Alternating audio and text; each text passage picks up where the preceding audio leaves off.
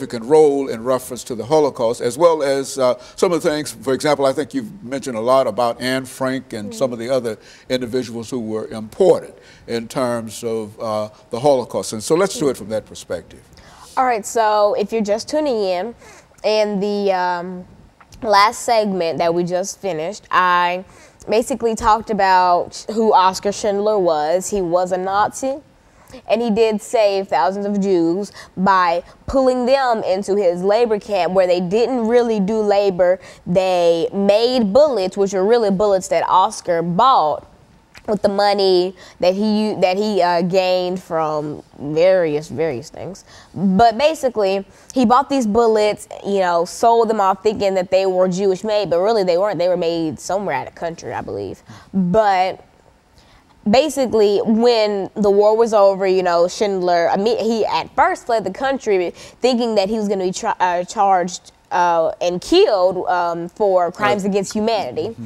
But he wasn't. And so he then came to New York, where he stayed with relatives. You know, a lot of the people that he saved would send in fruit baskets, gifts, and foods, and that's what he lived off of, considering the fact that he was poor. And then when that started to kind of decrease, you know, he just kind of lived off of family members until his death. And then I mentioned something that not a lot of people know. If you've ever seen the movie Schindler's List, you know, in the end, where you see a bunch of people in a line, and it's this long lines. You know, there's children, elderly people, you know, middle-aged, and stuff like that. And so in the beginning, you're probably thinking, you know, what are all these people in this line for? And they're dressed kind of 80s clothes, like around the time that Schindler's List came out. And so all these people are lined up, and then they all have stones in their hands. And so you're just like, what is happening? So they all go up and they place a stone on this little marker. And then you realize that the marker is Schindler's tomb. And so they're all putting these stones on there, and there are just thousands, or not thousands, but there are just so many stones, not just on it, but surrounding his grave. And these are all stones from the people that he saved. Because at the time he saved, what, 3,000 people? Think of those people, at least 100 of them had children. They had children, and they had children, and the line goes on and on. So just think of how many lives Schindler has saved. I mean, back then it was thousands, but just think now, it could probably be, if not already millions, near millions. And he just did so many great things for so many people, and you can't repay someone for saving your life. You know, you're in this thing called the life debt. And so basically they showed their gratitude by placing these stones on there. And I thought that was a beautiful part of Schindler's List that was very, very well persecuted. And that really brought me to tears, you know. I don't usually cry at movies, and that's why I was saying that it was so crazy for me to just sit there and just bawl my eyes out the whole movie.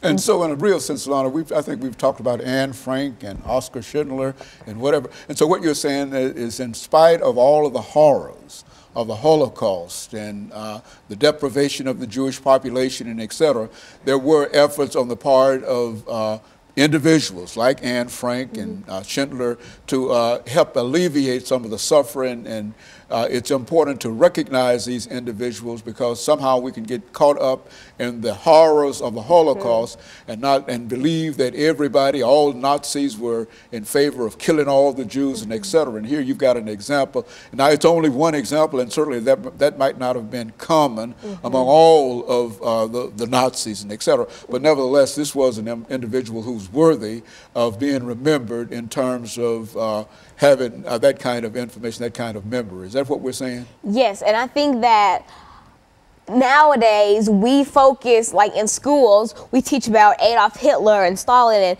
the bad part of, you know, European dictators and things like that, but we don't focus on the fact that through all this horror, there were little rays of light, like Oskar Schindler, who showed us that looks are deceiving. Because if you just looked at Oskar Schindler, you would think that he was a trigger-happy, money-craving, drunky Nazi.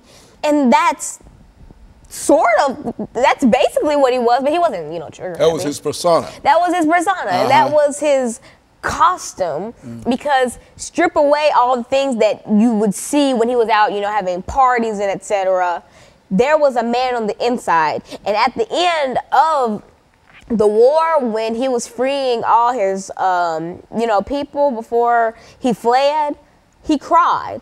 And he broke down and cried, and then, you know, a bunch of people were coming up, they were hugging him, and then somebody asked, well, why are you crying? And he said, because I didn't save enough people. And, you know, I'm tearing up now just thinking about that, because this man, so many people thought so low of him, yet he broke down and cried in front of thousands of people because he didn't feel that he had saved enough people.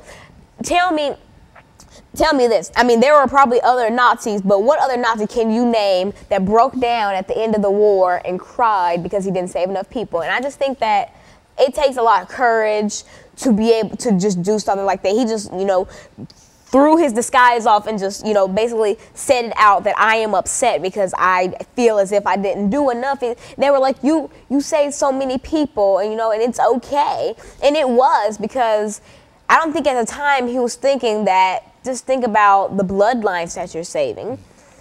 Their their ancestors, well, modern day people can always think back on their ancestors and just think, wow, you know, my ancestor was saved by Schindler.